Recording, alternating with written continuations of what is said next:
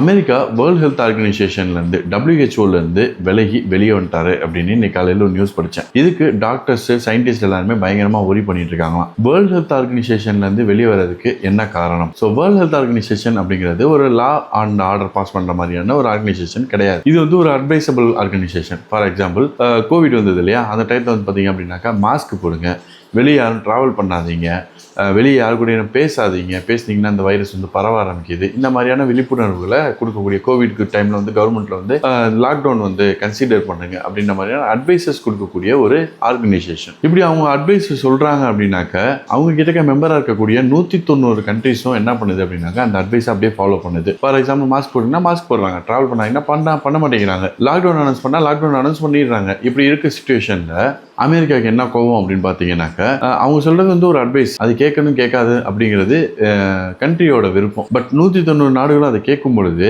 அமெரிக்காவில் மட்டும் ஏன் அதை வந்து நிராகரிக்கிறீங்க அப்படின்னு சொல்லிட்டு அவங்களுடைய ஓன் கண்ட்ரி பீப்புள்ஸும் கோர்ட்லேருந்து அதே மாதிரி வந்து ஆப்போனன்ட் பொலிட்டீஷியன்ஸ் எல்லாரும் கேள்வி கேட்க ஆரம்பிச்சிடுறாங்க. இது வந்து ட்ரம்ப்புக்கு வந்து ஒரு பொலிட்டிக்கல் ப்ரெஷரை கொடுக்குது அப்படிங்கிறது ஒரு நோக்கமாக இருக்குது. ஸோ அடுத்து ஃபண்டிங் அப்படிங்கிறது பார்த்தீங்க அப்படின்னாக்கா 190 நாடுகள் இருக்குது அப்படின்னு சொல்லியிருந்தேன். மற்ற நாடுகளை காட்டிலும் அதிகமாக கொடுக்கக்கூடிய ஃபண்டிங் வந்து அமெரிக்காலேருந்து தான் வருது. ஆனால் இது ஒரு கதையோட பார்த்துருவோம். நம்ம அப்பார்ட்மெண்ட் இருக்கு, அந்த அப்பார்ட்மெண்ட்ல 50 குடும்பம் இருக்கு, 50 வீடு இருக்கு. அந்த 50 வீட்டில இருந்தும் யூனியனுக்கு வந்து ஒரு அமௌண்ட் வந்து கொடுத்துட்டு இருக்காங்க.